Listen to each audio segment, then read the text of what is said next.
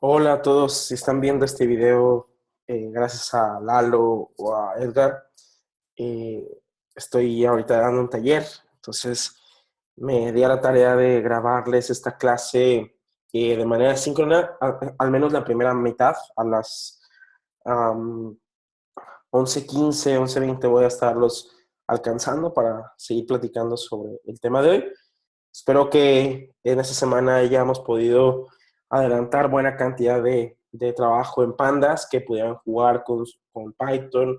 Si alguien de ustedes todavía está batallando, nadie me buscó en la semana para tocar base con Python, así que espero que todos están trabajando súper bien y que no están batallando absolutamente nada con, eh, con este tema de levantar Python, de poder capturar datos.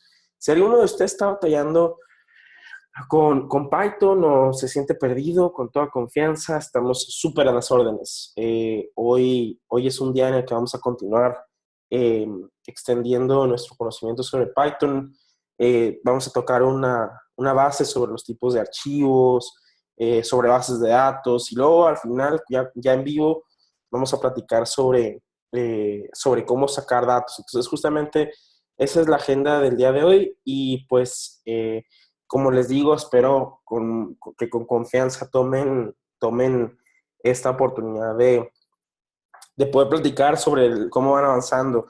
Recuerden que estamos construyendo las bases con las que vamos a hacer ciencia de datos. De hecho, ya en esta ocasión tenemos pues el primer acercamiento al paso que les platicaba de obtener información. Entonces, no lo dejen a menos, ya estamos poco a poco entrando en calor, así que no dejemos que las dudas se vayan acumulando. Hoy la clase, como les digo, está muy centrada en estructuras de datos. Vamos a empezar, les comparto pantalla para que estemos en lo mismo y pueden ver como mi desktop. Ahí está la presentación. Entonces, voy a dejarla así para poder pasarme rápido a Python Notebook. Les decía, vamos a tocar base con las estructuras de datos de Python, que retomando un poco la clase pasada sobre listas, sobre diccionarios y sobre lo que se puede hacer y cómo funcionan. Luego vamos a hablar sobre la contribución de Pandas y NumPy en estructuras de datos que permiten eh, acelerar o hacer más fácil el análisis de la información. Vamos a tocar bases sobre fuentes de datos, los tipos de archivo que podemos tener. Vamos a hablar sobre CSV, sobre JSON, sobre Excel, sobre cómo evoluciona la calidad de los datos sí, y qué significa que podamos usar la data de manera más sencilla conforme aumenta la calidad de los datos. Vamos a hablar un poquito de bases de datos y al final, los últimos 40 minutos ya en vivo, yo voy a regresar a que veamos un poco de scrapping de datos. Scrapping se llama con una sola, que es básicamente la técnica con la que podemos de manera interactiva, y lo voy a hacer en vivo, así que va a ser televisión en vivo, no me voy no voy a preparar un ejercicio digamos, preparado o definido, sino que juntos vamos a explorar una página web y vamos a ver cuál sería el proceso con el que tendríamos que extraer la información, desde una tabla hasta una tabla que tiene links y cosas así. Entonces, eh, usando DraftScape en una y usando Requests y Beautiful Soup, que es una librería de scrapping que les puede servir mucho cuando tienen que extraer información. Una de las tareas más repetitivas y complicadas que a veces puede llegar a tener un equipo de tecnología, que es que le piden que se pase o se digitalice cierta información. Esto es primo o tío de de la apertura de datos, que igual y ya hemos tocado un poco. Si ustedes quieren entrar un poquito más, me avisan y con toda confianza. Bueno, entonces vamos a tocar base con lo que hemos visto la ocasión pasada, eh, tocando base en este notebook que es en el que nos basamos para la clase pasada, que es justamente las listas y los operadores, que es aquí está el diccionario y las listas y las tuplas, ¿no? Entonces, cuando hablamos de un conjunto de datos, al final No estamos hablando más que una lista, una tupla o un diccionario. Las listas, como habíamos platicado, son arreglos secuenciales de información, ¿no? Yo puedo tener una lista que tiene esta forma: 1, 2, 3, no me acuerdo de YouTube que decía 14, ¿no? En su canción aquella. Qué mal chiste, qué bueno que no estoy en vivo como para que me sienta mal de que nadie se ríe. No se preocupen, es jugo de uva. Eh, Son las 7 de la mañana acá, así que no estaría yo haciendo esa irresponsabilidad.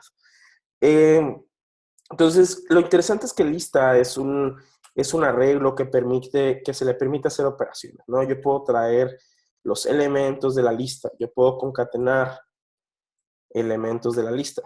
1, 2, 1, 3. Yo puedo eliminar cosas de esta lista. Aquí lista pop es igual con 0, se muestra el 1 y ya no tiene el 1 como parte de sus elementos, ¿no?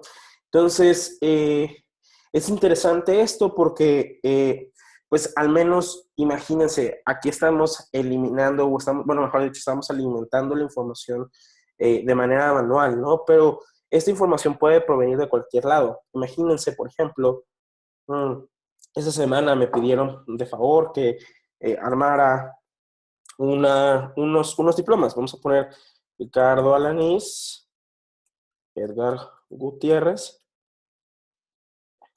Lady Huerta. Entonces, yo puedo, digamos, si yo voy a hacer los diplomas, un diploma para cada quien, vamos a poner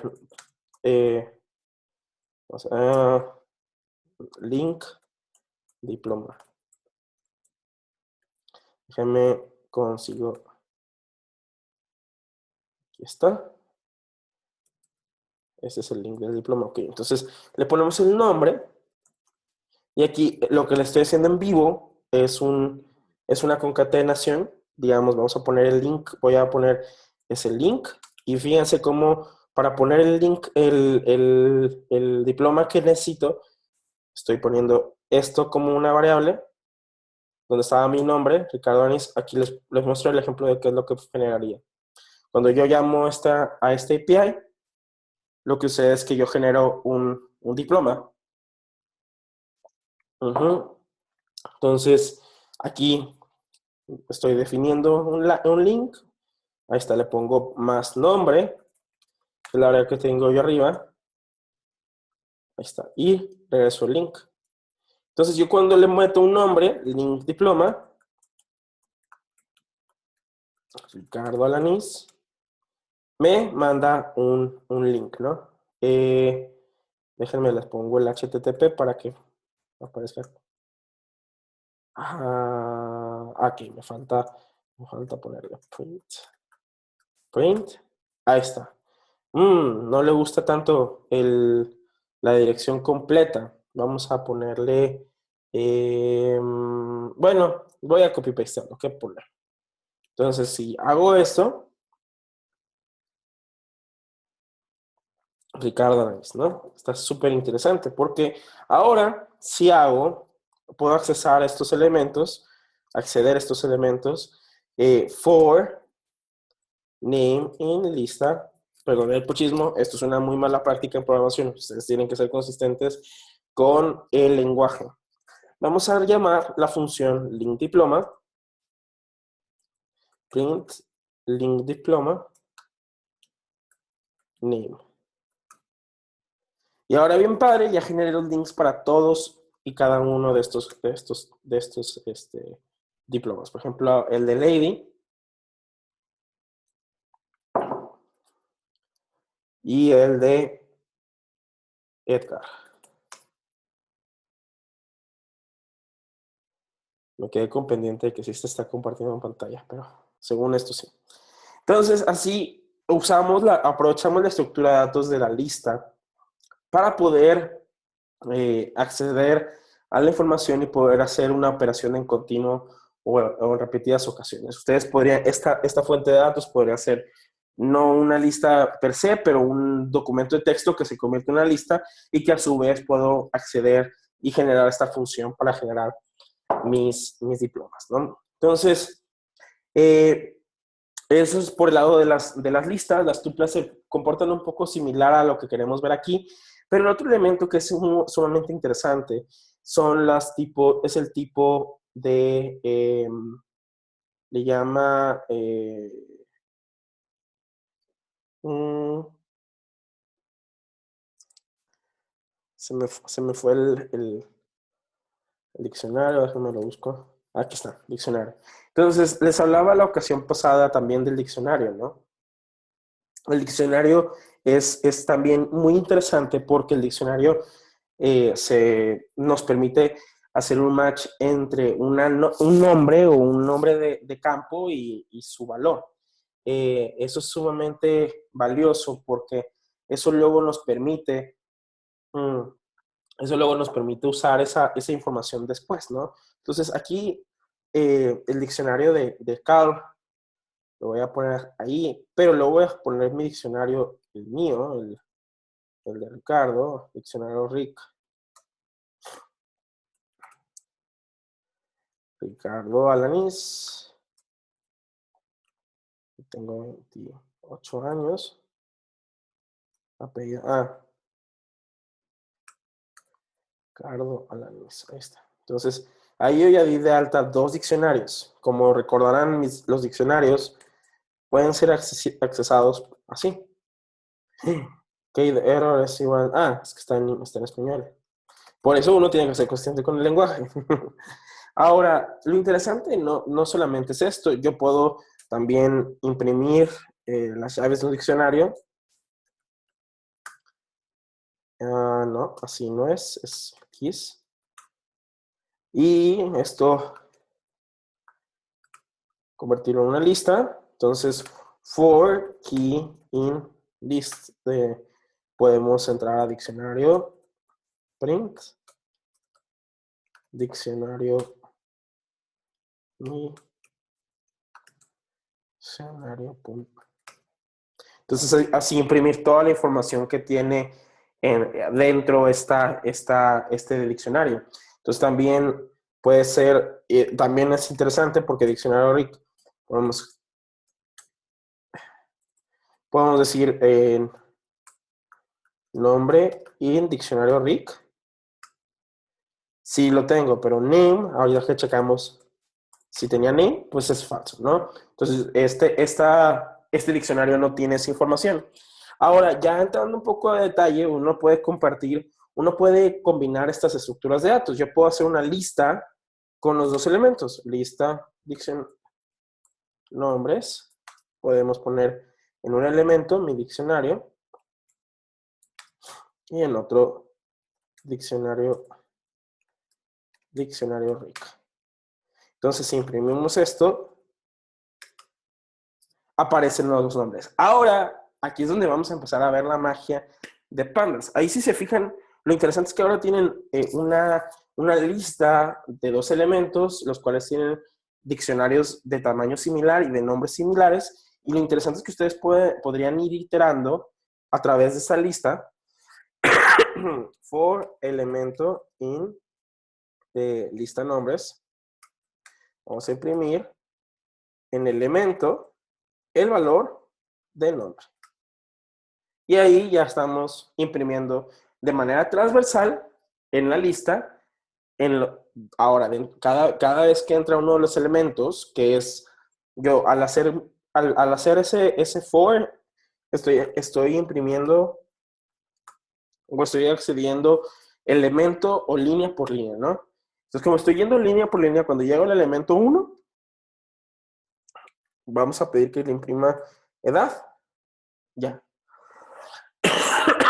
Esto, como siempre les digo, pueden convertirlo a un booleano o pueden hacer lo que a ustedes se les antoja. Entonces, por ejemplo, aquí digamos que quisieran mentir sobre mi edad, le resté 3 y a cada uno de los elementos le restamos 3. Obviamente, si el tipo de elemento o el valor Si se fijan, aquí estaba dado de alta como un entero. Cuando trato de hacer esa resta, no se puede hacer absolutamente nada. Entonces, esto es un repaso muy rápido de los elementos del, de las dos estructuras, y bueno, tuplas también son muy interesantes, pero justamente con la que ustedes pueden ir almacenando y accediendo a información para luego con el código sacarle provecho, ¿no? Ahorita hacíamos un ejemplo muy rápido de cómo acceder a esa información, ¿no? La siguiente etapa, lo que quisiera mostrarles ahora es cómo las librerías científicas de Python ayudan o contribuyen a tener listas y diccionarios y cosas similares que pueden ayudar a tener operaciones más rápidas. Si recuerdan, en la clase pasada hablábamos sobre cómo Python es un lenguaje interpretado y no compilado. Esto lo pone un poco en desventaja contra lenguajes compilados como C++ para hacer operaciones matemáticamente o operacionalmente pesadas. Ahora bien, lo interesante de todo esto es que el, um, estas librerías o ese trabajo de Python científico, si vemos el repositorio de github.com de NumPy, bueno, no, voy a ponerlo nomás así diría, porque no me acuerdo con qué organización es NumPy. Creo que está sobre, sí, sobre NumPy. Entonces, la operación que ha hecho NumPy, o el trabajo que ha hecho NumPy es justamente ayudar a Python a que ayude a que se acerque más a lenguajes compilados, sobre todo en potencia. Y como ven, los 4 elementos que ellos highlightean o que ellos subrayan sobre NumPy es el poder hacer operaciones n-dimensionales en un objeto de un arreglo como el que vimos en la lista anterior, el poder hacer broadcasting de funciones, hacer integraciones con C y C++, y poder hacer operaciones de álgebra lineal y de transformadas de Fourier y de números aleatorios. Entonces, eso es sumamente interesante porque pues, nos está dando superpoderes para poder hacer operaciones matemáticas, ¿no? Entonces, vamos a hacer un pequeño repaso o una pequeña pasada de los elementos de SciPy, que entre ellos está NumPy, está Matplotlib, está Pandas, está IPython, ahora Jupyter. Y pues aquí, de hecho, estoy haciendo una aclaración. Este es un trabajo basado, o bueno, estoy usando el material usado en Hacker School Monterrey, desarrollado por Israel Zúñiga, que es un gran data scientist en Monterrey, es un experto en aprendizaje automático, y también bastante bueno en estructuras de datos y pues con mucha experiencia en ese tema. Entonces, es un gran hombro de gigante en el que nos estamos montando, ¿no? Entonces, ya hablábamos de cómo obtenerlo usando Anaconda, cómo obtener este Python Stack, y me voy a adelantar a lo que hace NumPy, ¿no? Aquí estamos viendo cómo importa NumPy como NP. Esto es una tradición usar NP para NumPy y Pandas con PD para facilitar la lectura del código y también como una tradición, ya más que nada. Entonces, ahí vemos cómo X es una lista, la voy a imprimir nada más para que quede claro, y como abajo después está Y como NP array X, ¿no? Como verán es casi lo mismo, pero lo que sucede es que este objeto se vuelve, aunque es similar en estructura, es muy rápido de fondo. Pierde algunas cosas de Python, pero gana muchas cosas de llevarlo a un código, a una operación muchísimo más eficiente. Entonces, y lo interesante es que por ejemplo, type es NumPy de ND array, esos arreglos se pueden multiplicar, se puede sacar el tamaño, el tipo, la identidad, la matriz de identidad. Para los que hayan visto álgebra lineal, esto puede llamarles traslaciones. Básicamente, no solamente tenemos un arreglo, esto es un vector / matriz a la que se le pueden hacer operaciones. Y lo mismo, nosotros podemos generar matriz que se usan mucho,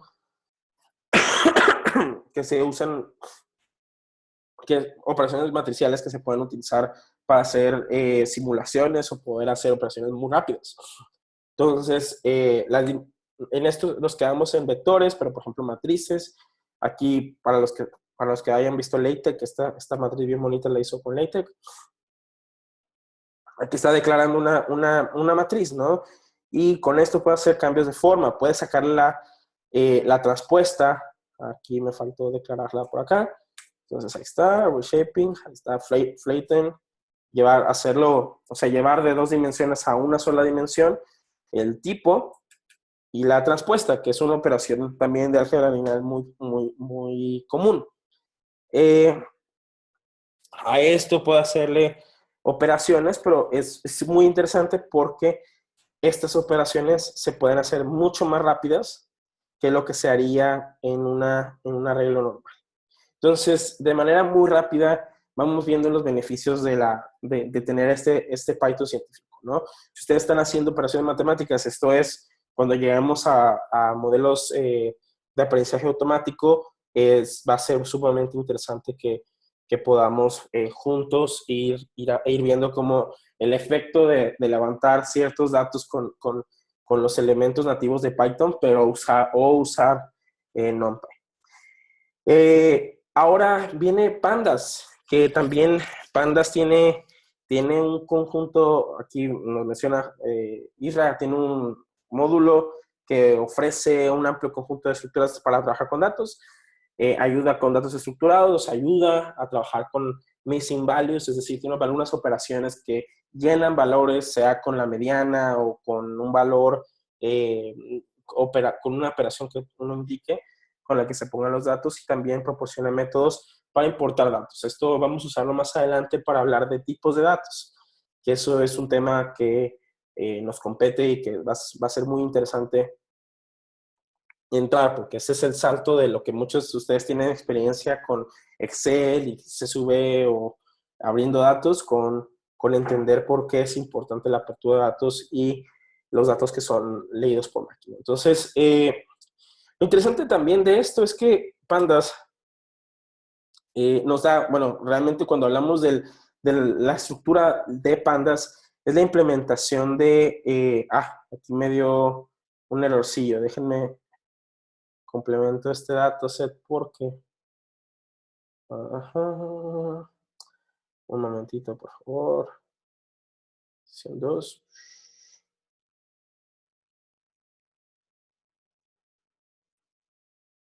Bueno, aquí me voy a traer este CSV porque para que vayamos viendo qué hay con esto. Muy bien, entonces, cuando hablamos de la estructura de datos de Pandas es algo que se llama el data frame. Data frame viene de R, que es otro lenguaje de programación, que tiene mucha potencia estadística. Personalmente a mí me gusta más Python, pero siempre es un conflicto existencial entre los Pythonistas y los personas que trabajan en R. Pero algo que tenía de ventaja antes R era justamente esta capacidad de dar de alta información de manera tabular, con la capacidad de hacer operaciones de columna completa, de tabla completa. Y la ocasión pasada ya le pasábamos un poco, pero justamente eh, pues aquí les estamos cargando la información y se muestra como tabla por tabla, columna por columna, podemos ver la información que necesitamos, y cada una de estas columnas lo interesante es que se le pueden hacer operaciones que ya trae por default, ¿no? La ocasión pasada ya aprovechamos para graficar. Entonces, eh, además del data frame tenemos las estructuras anteriores o interiores que nos permiten, pues son las series, que de ahí es donde se construye un data frame, y luego del data frame se pueden hacer paneles, y con los paneles podemos comparar la información. Entonces, por ejemplo, vamos a poner pipe data, ok, entonces vamos a dar de alta una serie. Una serie es una secuencia de unos, de enteros que comparten valores, ¿no? Tomar una pequeña pausa porque me están hablando.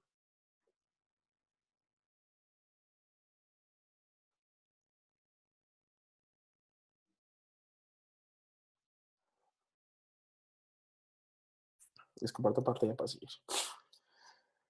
Entonces, levantamos una serie nueva con pandas, ya la pueden ver aquí, y ahí podemos, la primera operación que hacemos aquí es cambiar el índice, ¿no?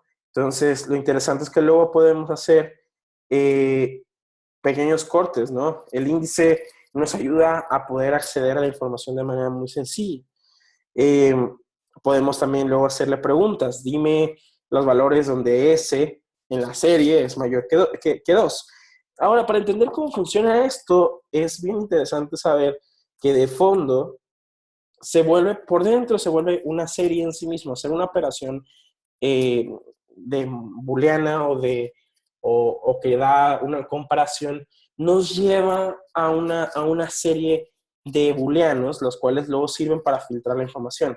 Eso es interesante porque cuando uno tiene claro esto, significa que puede uno filtrar a diestra y siniestra según cómo necesite la información. Entonces, esto nos permite una potencia increíble de filtros que no tenemos en otros softwares, ¿no? O que es difícil hacer en otros softwares, en la cual podemos hacer una pregunta muy específica y de acuerdo si es verdadero o falso, es el filtro o la consecuencia de la información que necesitamos. Entonces, eh, obviamente, o bueno, volviendo a la data que cargamos, vimos anteriormente que podemos usar la cola para tener los últimos datos, describe para traer nuestros componentes o el comportamiento general matemático de la tabla. Podemos ver cuando tenemos bueno, aquí esta no tiene nulls, esta base de datos no tiene age, mejor dicho. Vamos a ver county.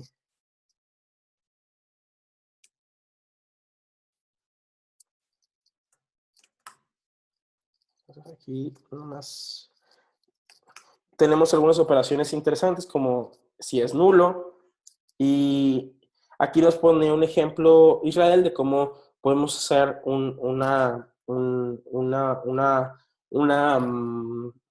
podemos interponer un valor a los que están faltando. Entonces, de nuevo, pues nos podemos traer aquí, creo que de hecho se está haciendo cada vez más importante que tengamos el dataset de Titanic, que es el que lo usó. Déjenme, les voy a mostrar rápidamente cómo tenemos este dataset en Titanic. En Kaggle, Kaggle es un sitio de retos. ¿Sí estoy compartiendo pantalla? Sí, estoy compartiendo.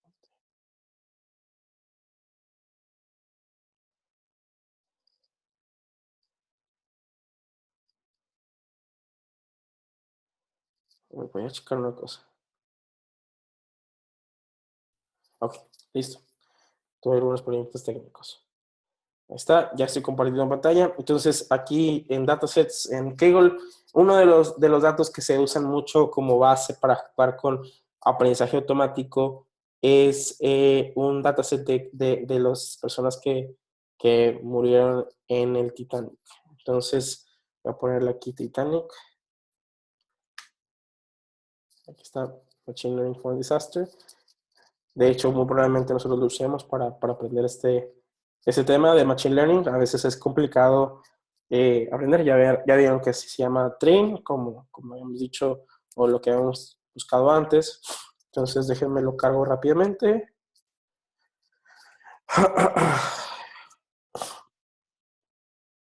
Un momentito. Bueno, no veo exactamente dónde fue, pero podemos cargarlo. Okay. Vamos a subir.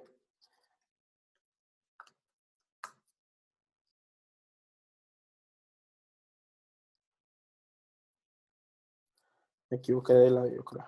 A ver.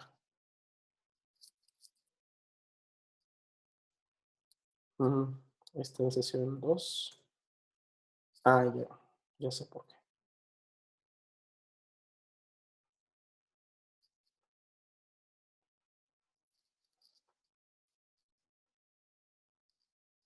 Ahí va. Listo. Ahí está. Entonces aquí están los valores. Ya no existe county, que es lo que habíamos hecho antes, pero aquí estaba age. Aquí age sí tenía valores que tenía nulo. Y aquí lo que estamos haciendo es con la media, vamos a imputarle la media. ¿Por qué es importante imputar la media como valor? Bueno, es una estrategia. A veces la decisión es que si una fila no tiene datos, se elimina del análisis. ¿Por qué? Porque se le considera un dato sucio. Lo otro que se puede hacer es hacer estas imputaciones, sea la media, la mediana, de acuerdo a lo que estadísticamente sea más importante para no perder exactamente el dato, sino asumir o suponer lo que está sucediendo en el fenómeno, ¿no? Podemos traernos los uniques, podemos traernos los primeros valores de una sola columna, podemos traernos dos columnas, podemos eliminar información, podemos hacer una tabulación, y aquí es donde se vuelve bien interesante. Aquí ya empezamos a hacer análisis, ¿no? Aquí estamos observando las personas que sobrevivieron en el Titanic, ¿no? Entonces tenemos si sobrevivió o no sobrevivió, su clase, su nombre, o sea, la clase en la que estaba, primera, segunda, tercera clase, su nombre, su género, su edad, si tenía familias. Creo que esto ya lo hemos visto en alguna otra ocasión.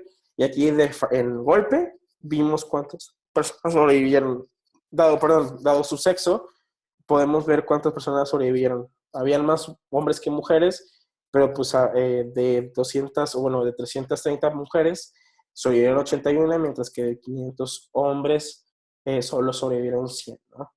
Entonces, está interesante el dato.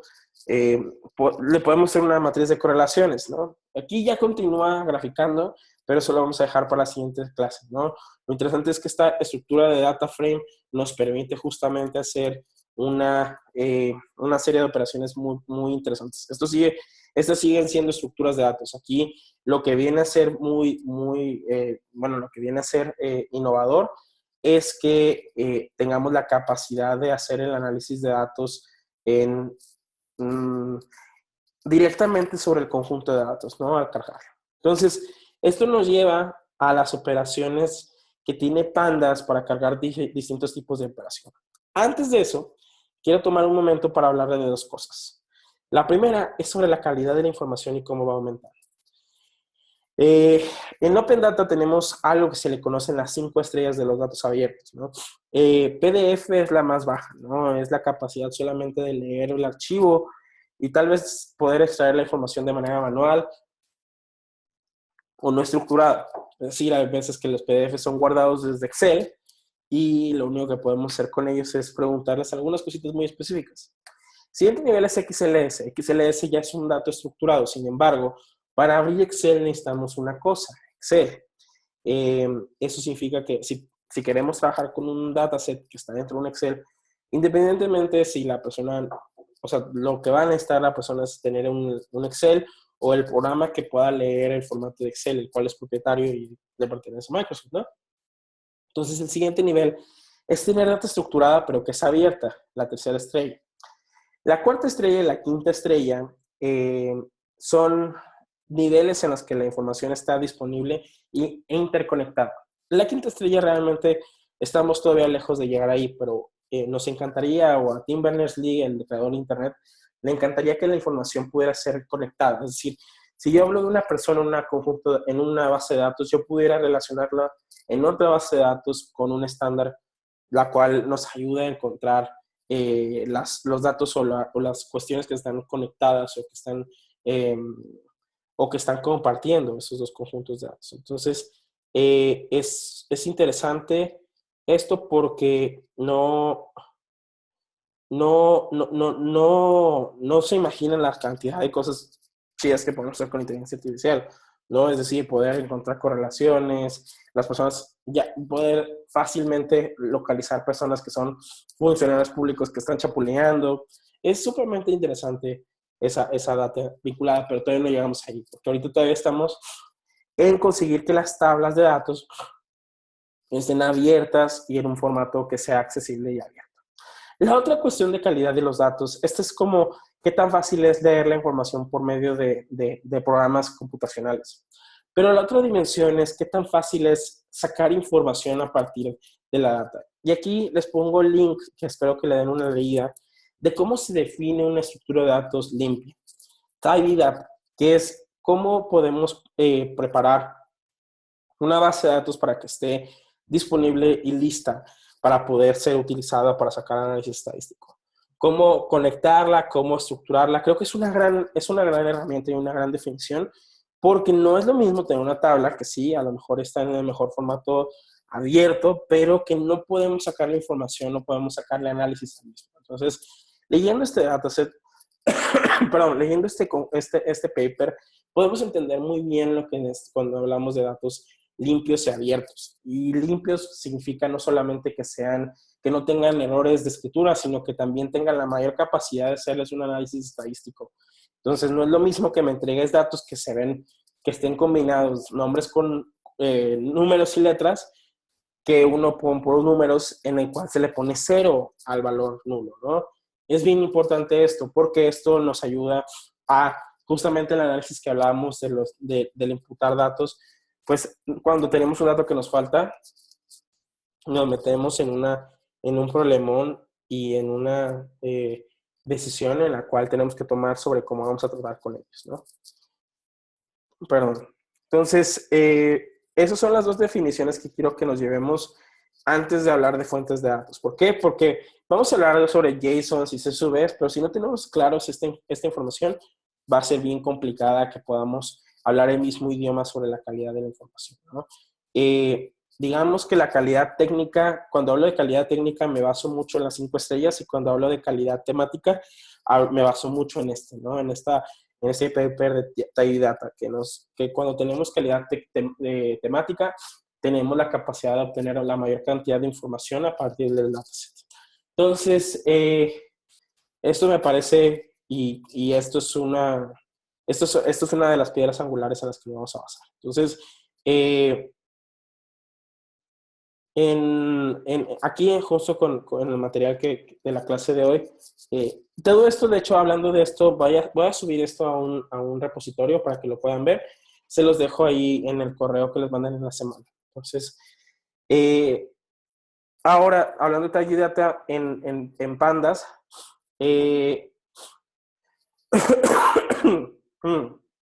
cada uno, aquí hay un ejemplo muy sencillito de cómo se muestra la información y cómo se debe de estructurar.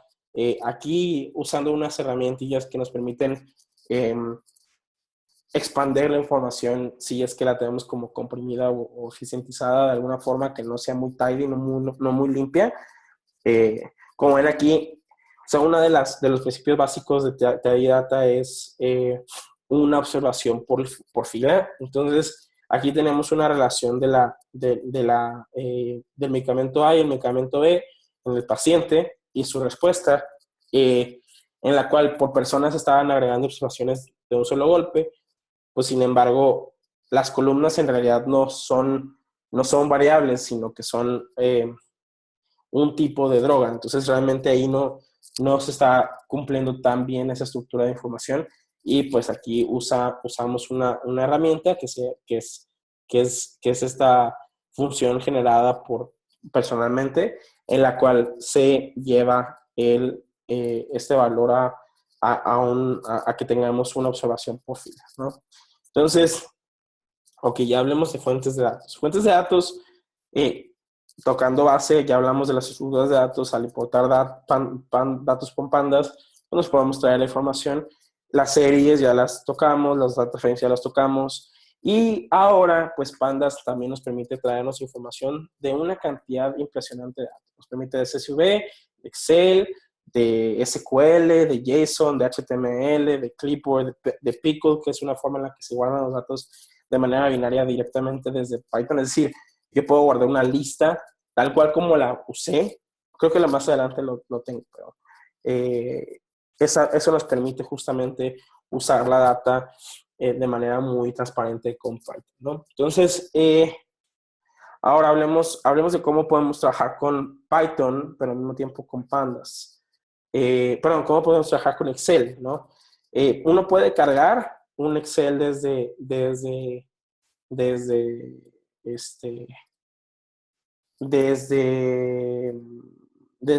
Pandas, ¿no? Entonces, aquí el primer tipo de dato que usa este notebook es CSV, ¿no? CSV Uno puede usar datos que están en un archivo de texto, ¿no? Y un archivo de texto tiene la característica de tener, pues, una cantidad de líneas. Uno cuando graba un archivo, no se vayan a asustar con mi Sublime.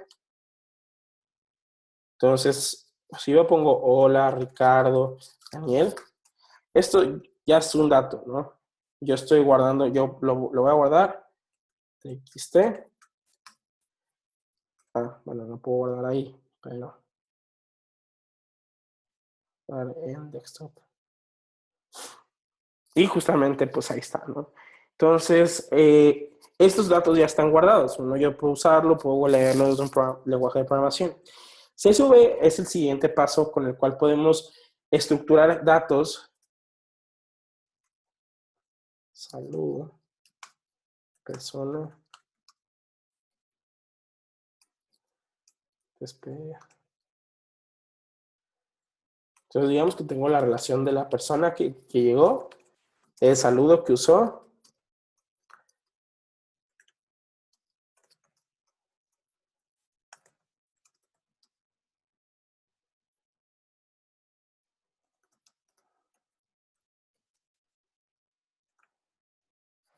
Entonces, ahí lo que está sucediendo es lo siguiente. La primera fila tiene el caso especial de ser metadato, que es básicamente es la data que alimenta la definición de la misma información. Es decir, en este caso, la primera fila nos está dando la definición de las columnas o la definición de qué es lo que estoy diciendo en esta sección. Entonces, de ahí la segunda fila hasta la cuarta son los valores de esas columnas. Entonces, así podemos fácilmente capturar información. Como verás, la información está separada por comas. Entonces, cada vez que ve una coma, el programa o el lenguaje de programación lo lee, en ese caso Pandas lo lee y puede utilizarla.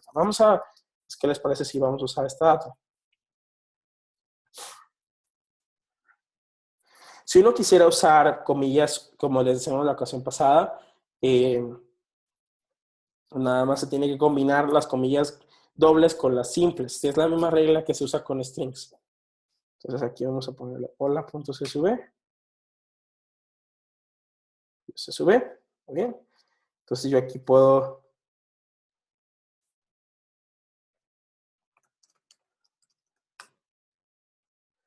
cargar pandas como siempre.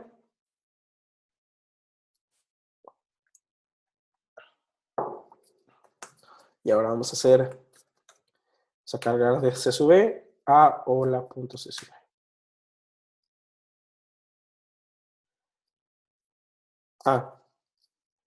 De nuevo me equivoqué en la carpeta en la que puse hola CSV. Ahí está. Entonces, de manera bien rápida, ya pude hacer una tabla que después yo puedo, a la cual le puedo hacer filtros después, ¿no? Entonces, como hablábamos, la lectura de los datos es sencilla en pandas. Aquí pd.readcsv, ahí está. Puede ser, también podemos leer desde CSV, pero usando un encoding especial. Ya hablábamos del encoding. El encoding es la forma en la que se capturan o se registran los caracteres. Como verán, este no es un archivo muy pequeño. Para explorar este dataset, podemos usar la cabeza. Ahora, desde Excel, no tenemos este Excel, pero lo que podemos hacer, y esto nos puede llevar a otra cosa que es interesante, yo tengo este data frame, vamos a guardarlo en Excel. Poner head para que nomás se nos pongan valores.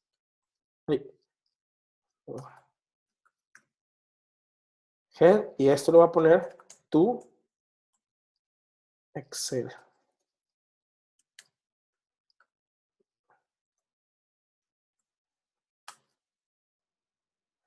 Ahí ya lo cargamos, ahí ya lo guardamos, mejor dicho. Voy a capturar, vamos a leer el Excel desde acá. Lo guardamos justamente en la primera hoja. Y ahí estamos leyendo desde Excel.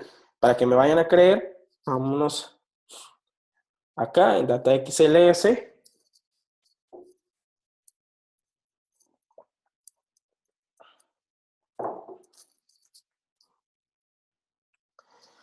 Y tenemos justamente el dataset en Excel.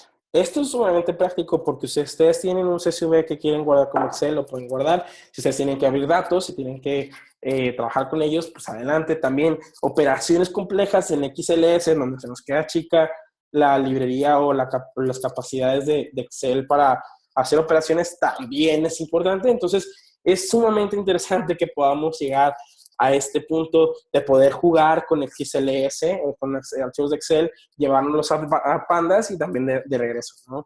Esto yo creo que es muy valioso, especialmente para los equipos que están trabajando con transparencia y que también trabajan mucho con datos en Excel, cuyos equipos generan muchos datos en Excel. Ahora, hablando de datos, ya hablamos de CSV. Otro archivo de datos que es muy, muy relevante es son los archivos que son JSONs. Un archivo JSON podemos hablarlo como un diccionario en Python, que es el cual aquí, bueno, es un diccionario, pero en realidad es la capacidad de poder usar un objeto que es muy similar a un objeto de un lenguaje de programación, para no centrarnos en Python. Pero lo que sucede es cuando yo traigo un JSON. JSON es un objeto de JavaScript, que JavaScript es el lenguaje de programación con el que las páginas web se diseñan o se programan, el cual nos permite acceder a información muy específica o que nos permite utilizar datos que se proveen del Internet. Es decir, es la forma con las APIs, los Application Programming Interfaces, con la forma en la que se pueden comunicar y compartir información. Casi todas las cosas interesantes tienen APIs, ¿no? Por ejemplo, Facebook tiene la Graph API,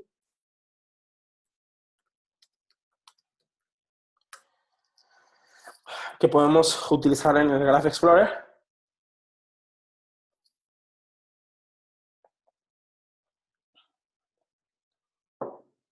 Las cuales se pueden acceder desde una dirección de Internet. Entonces, ahí yo me estoy trayendo información de mi usuario, mi Facebook ID y mi nombre. Estas operaciones pueden ser más complicadas. Por ejemplo, vamos a buscar a Codeando México. Codeando.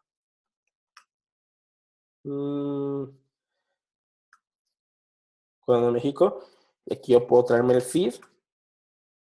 Entonces, aquí vienen todos los mensajes y están en un archivo. Lo ven, o sea, se ven que se ven muy similares a la lista de diccionarios que teníamos. Es decir, aquí empieza un diccionario cuya primera llave se llama data, el cual tiene una lista que son los mensajes que están en el feed de Codeando México. Entonces, eso es sumamente también valioso porque podemos usar esa información y la podemos utilizar.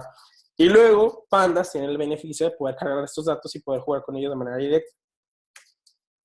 Entonces, ahí lo que está sucediendo es que se está yendo el Internet, va y se trae el dato. Y lo usa, y le permite usar, ¿no? Entonces, ahora lo siguiente es que, bueno, esto ya es un data frame y como siempre, podemos hacerle preguntas. Entonces, tenemos que es assignee, ok. Entonces, vamos a ver data, state.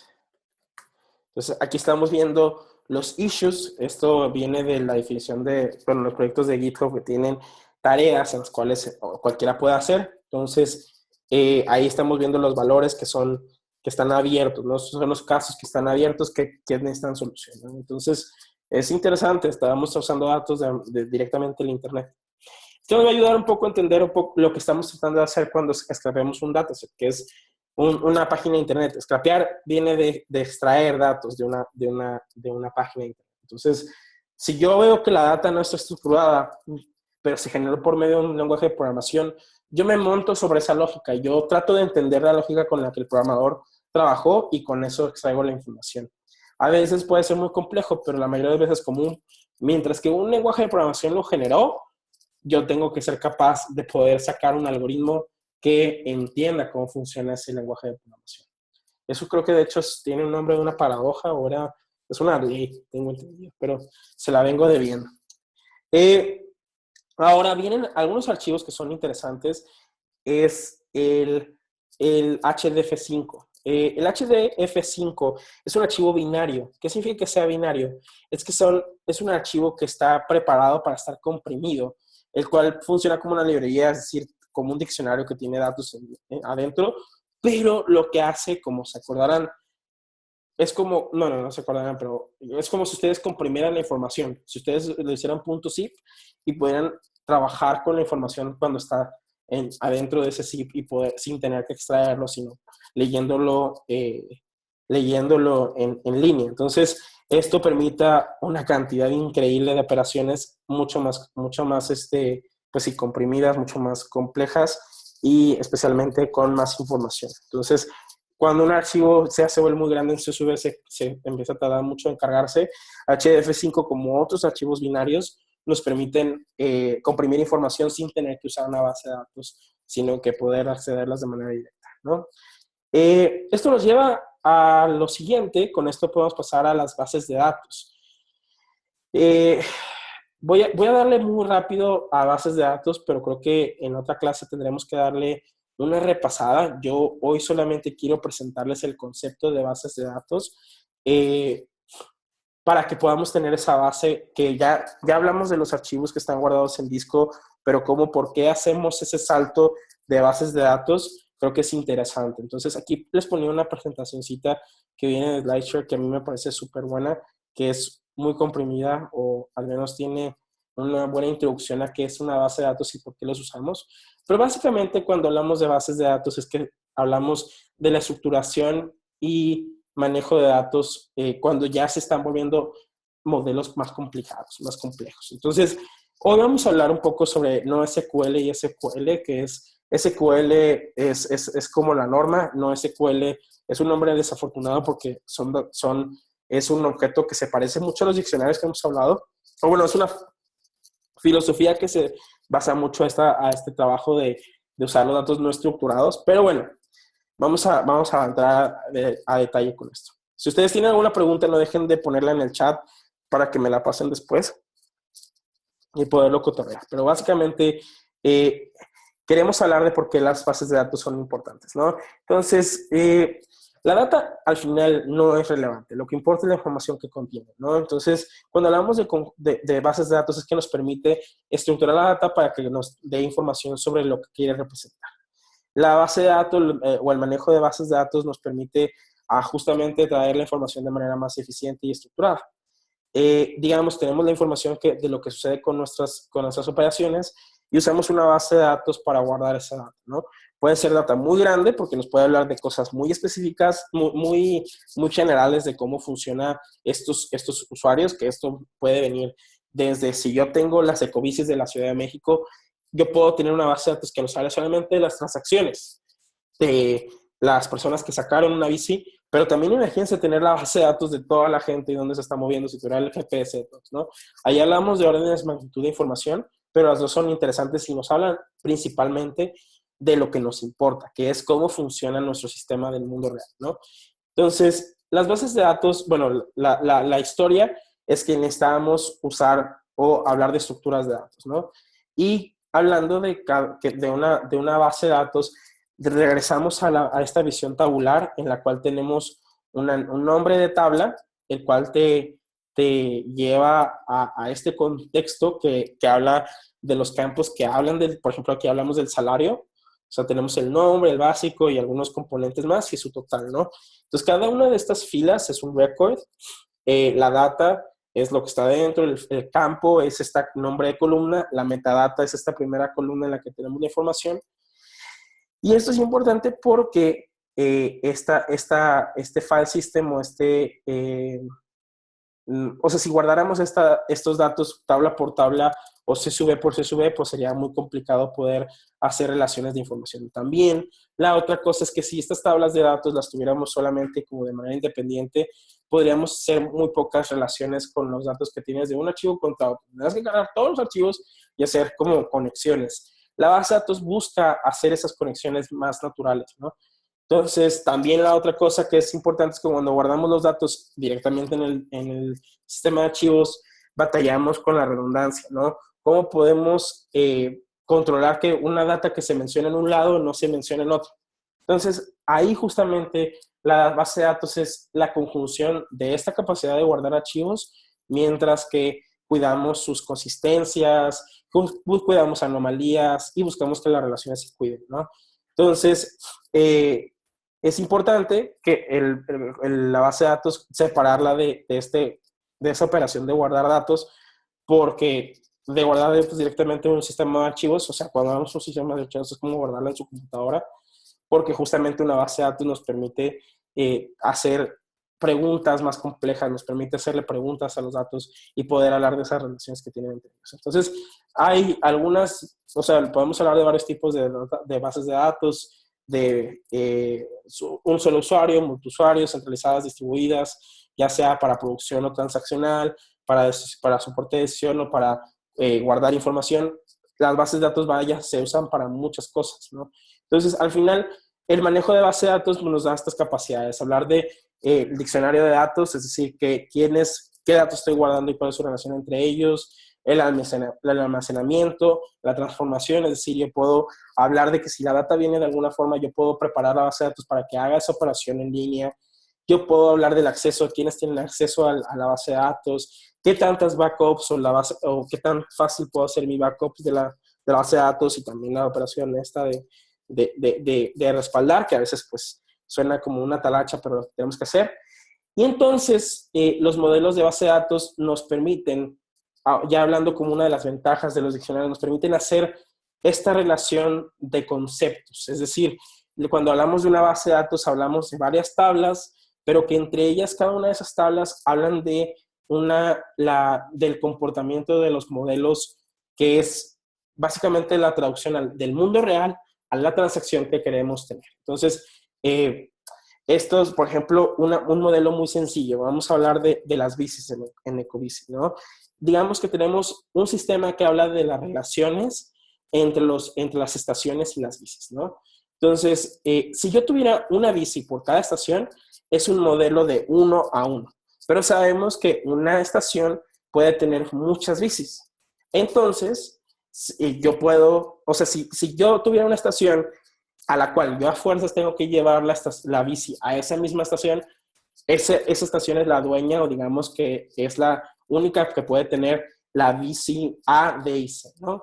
Pero sabemos que las ecobicis se sacan y se pueden llevar a otra estación. Entonces, nuestra relación es de muchos a muchos. Entonces, eso es interesante porque nos habla de la relación que tienen los datos entre ellos, los datos pensados en esta estructura más definida y también más estructurada, y que nos permite tener una estructura mental y también de operaciones más sencillas, ¿no?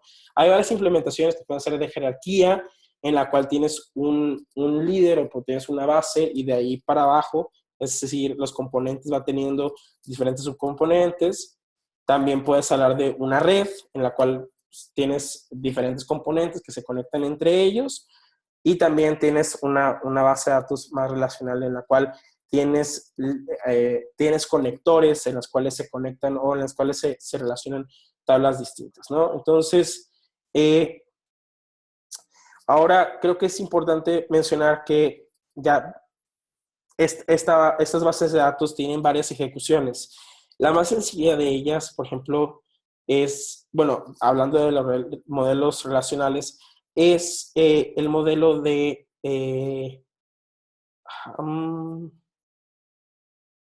aquí está.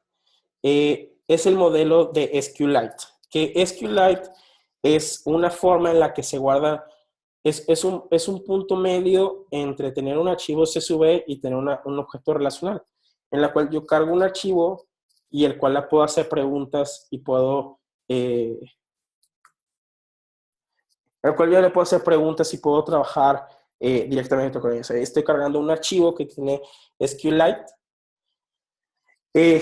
Digamos que es como si fuera un archivo que contiene todas esas tablas y esas relaciones y esos valores, y yo puedo hacerle preguntas como una base de datos completa. Sin embargo, no tiene las capacidades ni de cuidar backups, es un modelo muy sencillo de bases de datos.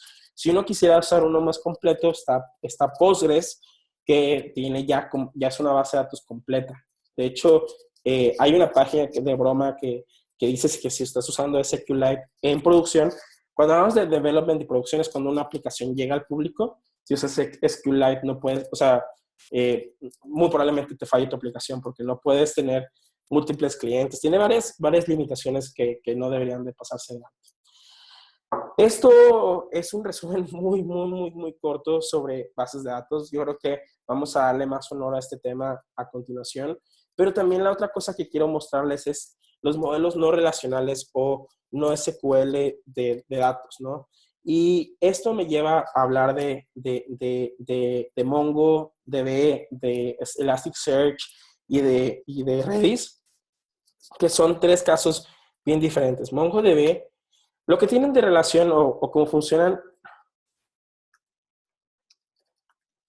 los modelos de bases de datos no relacionales, o al menos estos que les he mencionado, usan tipos, estructuran la data muy similar como el JSON que les mostraba anteriormente. Ahí está mostrando lo que estaba aquí. Entonces, imagínense que de estas relaciones o de estos archivos en los cuales tengo llaves y una lista de valores, yo tengo la capacidad de guardar esto y hacerle preguntas a una base de datos. Entonces, básicamente, hablamos de un modelo muy centrado de relaciones en las cuales tienes tablas y tienes como conexiones entre ellos por medio de campos que están compartidos, es decir, una tabla tiene tienes el número de estación y el número de bici que tiene la estación, ¿no? Ahora, hablar de documentos que tienen una lista o algo muy similar a un lenguaje de programación en la cual esa lista puede cambiar. Y también esos campos pueden cambiar. Y como los datos relacionales dependen entre ellos, entre la tabla 1 y la tabla 2, si quitas la columna 1, ya no puedes hacer preguntas en la tabla 2, mientras en el documento puedes guardar lo que quieras en el formato que quieras, ¿no? Entonces, estas bases de datos nos ayudan a tener información que cambie en el tiempo, porque cuando yo establezco una SQL, yo tengo que tener bien claro lo que se le conoce como el esquema, las tablas, los valores que va a tener esa base de datos. Mientras que en los no SQLs yo puedo guardar la información de manera no estructurada y de la manera que yo necesito, no pensando ni siquiera en campos. Hay algunos componentes con los que puedes guardar los datos de manera no estructurada en SQL, pero se vuelve más complejo, se vuelve muy complicado, de hecho. Mongo es, yo creo, una de las bases más usadas, en las cuales yo puedo bajar los datos, yo puedo guardar los datos así como se los mostraba en el API. Este es el símbolo de MongoDB. Entonces, aquí está bien interesante porque yo tengo documentos muy guardados que se parecen, bueno, aquí estoy haciendo preguntas, pero yo puedo guardar la información de manera más similar a estos documentos o a las estructuras de datos de la programación sin tener que preocuparme por relaciones. Ahora, vienen bastantes flavors de NoSQL. Les platico de Mongo, también está Elasticsearch, que Elasticsearch es una base de datos que nos permite usar la data de manera también no estructurada en documentos, pero es parte de un conjunto de herramientas que son muy específicas para hacer analíticos, para hacer análisis de la evolución de sistemas y poder visualizar los fenómenos o los logs de lo que sucede en un sistema computacional. Entonces, Elasticsearch, lo que pasa es que es muy fácil de levantar, es muy fácil de poner a trabajar y lo que nos permite es visualizar información con Kibana. Kibana es un lenguaje que pregunta los datos que están estructurados en esos documentos, en esas estructuras de datos y permite hacer visualizaciones bien profundas con la información. Entonces, la otra que quería hablarles, y esto también una base de datos que también no es muy convencional, o bueno, la definición no es como nos imaginamos, como esta base de datos donde guardamos información y ya, así la está guardando la base de datos, no. Redis es una base de datos que está pensada para ser in memory. Y eso significa que yo puedo guardar datos. Ahorita hablábamos de cómo guardamos las bases de datos en un disco duro, pero también podemos guardar las bases de datos en la memoria de tal forma que esa información esté rápidamente disponible para la persona de manera muy sencilla, de manera muy rápida. en la cual si yo tengo operaciones que están pasando a tiempo real, yo puedo ir a esa base de datos y usar esa información que está dentro de la memoria. Recuerden que la memoria es más rápida que el disco duro por varios órdenes de magnitud. Entonces yo puedo usar mi información de manera bien rápida. Entonces aquí hablamos de, yo tengo mi disco duro y yo tengo la base de datos que tengo en disco duro, pero también tengo la base de datos en la memoria y yo puedo estar manejando la información para poder responder de manera más rápida, ¿no? Entonces, un ejemplo de uso de Redis es en los sistemas de... entonces, o sea, yo quisiera guardar la información, por ejemplo, aquí yo guardo hello, entonces fácilmente puedo estar guardando el aumento o puedo estar accediendo a la información de cuánta gente ha estado. Entonces, ese último valor yo lo puedo captar y lo puedo usar de manera muy rápida. Entonces, si esto fuera el disco duro, yo guardo el dato en mi base de datos y luego tengo que traérmelo de nuevo. Y cuando tengo Redis, eso sucedería en el disco. Cuando tengo Redis, yo lo puedo mandar a mi memoria, yo lo puedo capturar y lo puedo usar. Entonces, está muy interesante. Entonces, esto, hablando de estructuras de datos, es yo creo que el epítome o es el significado de datos estructurados, ¿no? Ya hablando un poco sobre ya bases de datos en general, pues ya pasamos desde como lenguaje de programación cuando tenemos data en nuestra memoria mientras hacemos programación, cuando guardamos esos datos en un sistema de archivos guardados como archivos per se, es decir, como CSV, como JSON, como HDF5. Hablamos después de por qué la ventaja de tener una base de datos, consistencia, durabilidad, y luego hablamos de otros modelos más locochones de bases de datos que nos permiten hacer visualizaciones, que nos permiten guardar datos no estructurados y encima de todo esto nos permiten guardar cosas en la memoria. Así que voy a dejar la grabación, voy a guardarla. Los veo a las 11:15, 11:20 de la mañana para seguir con la última parte de la clase. Vamos a hablar de scrapping, va a estar bien divertido. Nos vemos en vivo. Si ya llegué o si apenas voy llegando, ahí los veo. No se vayan a desesperar, aquí voy a estar.